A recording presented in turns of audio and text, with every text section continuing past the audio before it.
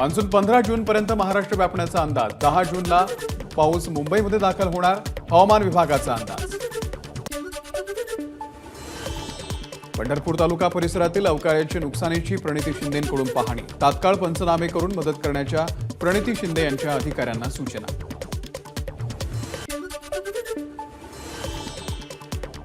पाण्याअभावी जळालेली मोसंबीची झाडं घेऊन शेतकऱ्यांचा जिल्हाधिकारी कार्यालयावरती मोर्चा।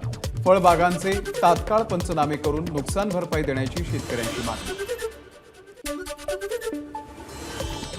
जालना जिल्ह्यातील मोसंबीसह इतर नुकसानग्रस्त फळबागांना हेक्टरी 1 लाखाचं अनुदान द्या, राजेश टोपे यांची मागणी। वाशिमच्या काटा गावातील जिल्हा परिषदेच्या शाळेवरचे पत्रे वादळी वाऱ्यामुळे उडाले। उघड्यावरती असलेलं शालेय साहित्य भिजत खराब होत असतानाही शिक्षण विभागाचं मात्र दुर्लक्ष। जलजीवन मिशनचे काम अर्धवट राहिल्यानं परभणीच्या पूर्णा तालुक्यातील कमलापूर वासियांचा मोर्चा। एका बोअर आणि एका विहिरीवरती अर्ध्याच गावाची तहान भागत असल्यानं संतापलेल्या ग्रामस्थांचा ग्रामपंचायतीवरती मोर्चा। 1 जून पासून पाळीव जनावरांना कानातील टॅग लावणं बंधनकारक। टॅग नसल्यास जनावरांच्या खरेदी विक्रीसह वाहतूकही करता येणार नाही। वाशिममध्ये रोहिणी नक्षत्राच्या मुहूर्तावरती हळद पेरणीला सुरुवात। जिल्ह्यामध्ये जवळपास 8000 हेक्टरवरती हळदीची कुठे पारंपरिक तर कुठे आधुनिक पद्धतीनं लागवड।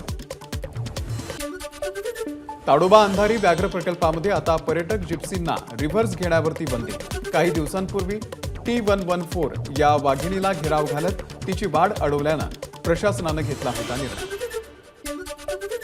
कोकणातील खेडच्या लोटे इथल्या गोशाळेमधील 1000हून अधिक जनावरांच्या चाऱ्याचा प्रश्न गंभीर। समाजातील दानशूर लोकांना कोकरे महाराज यांनी केलं चाऱ्यासाठी आवाहन। प्रवरा नदीमध्ये 1 जण बुडाला। राहता तालुक्यातील कोल्हार गावातली घटना। 3 जण पोहायला गेलेले असताना घडली घटना। अग्निशमन दलाकडून तरुणाचा शोध सुरू। नांदेडच्या किनवट तालुक्यातील मारेगावमध्ये पाण्यामध्ये बुडून 3 तरुणींचा दुर्दैवी मृत्यू। पोलिसांकडून 2 संशयित आरोपींना घेतलं ताब्यात। अकोल्यामध्ये मित्रांसोबत खदाणीमध्ये पोहण्यासाठी गेलेल्या दोघांचा बुडून मृत्यू। पाण्याचा अंदाज न आल्यानं दोघेही बुडाल्याची माहिती। नेपाळच्या शेततळ्यामध्ये बुडून 2 सख्ख्या भावांचा मृत्यू। विहिरीवरील इलेक्ट्रिक मोटर सुरू करून शेततळ्यावरती आंघोळीसाठी गेलेले असताना झाली दुर्घटना। पोलिसांकडून उडवाउडवीची उत्तरं दिली जात आहेत। नागपूर अपघात प्रकरणामधील कुटुंबियांचा पोलिसांवरती आरोप। 7 मे रोजी अपघात। सीसीटीव्ही असतानाही कार चालकाचा शोध का लागला नाही, कुटुंबियांचा सवाल। रायगडच्या महाड शहर पोलीस ठाण्यामध्ये जितेंद्र आव्हाड यांच्यासह 23 कार्यकर्त्यांच्या विरोधात अॅट्रॉसिटीचा गुन्हा दाखल। बाबासाहेब आंबेडकरांचं पोस्टर फाडल्या प्रकरणामध्ये गुन्हा दाखल। नाशिकमध्ये जितेंद्र आव्हाड यांच्या विरोधात शिंदेंच्या शिवसेनेचं आंदोलन। जितेंद्र आव्हाड यांच्या विरोधात आंदोलकांची जोरदार घोषणाबाजी। नागपूरमध्ये अजित पवार गटाचं जितेंद्र आव्हाड यांच्या विरोधात आंदोलन। आव्हाडांच्या फोटोला मारले जोडे। प्रशांत पवार यांच्या नेतृत्वात मोठ्या संख्येनं कार्यकर्त्यांचा आंदोलनामध्ये सहभाग। सांगलीच्या जतमध्ये माजी नगरसेवक विजय ताड हत्या प्रकरणातील फरार संशयित आरोपी अखेर ताब्यामध्ये। वर्षभरानंतर आरोपीला ताब्यात घेत सांगली जिल्हा न्यायालयामध्ये केलं हजर। नाशिकच्या मनमाडमधील युनियन बँक FD घोटाळा प्रकरणामध्ये महाविकास आघाडीचे कार्यकर्ते आक्रमक। ठेवीदारांचे पैसे तात्काळ परत न केल्यास दिला आंदोलनाचा इशारा। सलग दुसऱ्या दिवशी नाशिकमध्ये बनावट नोटा सापडल्यानं खळबळ। 2 महिला 500 रुपयांच्या 10,000 किमतीच्या बनावट नोटा चलनामध्ये आणत असताना पोलिसांनी केली कारवाई। ट्रक चालकाला लुटणाऱ्या 5 आरोपींसह एका अल्पवयीन बालकाला पोलिसांनी घेतलं ताब्यात। MIDC वाळूंज पोलिसांकडून 15,72,000चा मुद्देमाल जप्त। अलिबाग रोहा मार्गावरती मल्याण फाट्याच्या जवळ अपघात। ओव्हरटेक करण्याच्या नादात दुचाकीस्वाराचा मृत्यू। छत्रपती संभाजीनगरच्या जळगाव रोडवरती भीषण अपघात। चालकाचं नियंत्रण सुटल्यामुळे भरधाव जीपनं 4 वाहनांना उडवलं।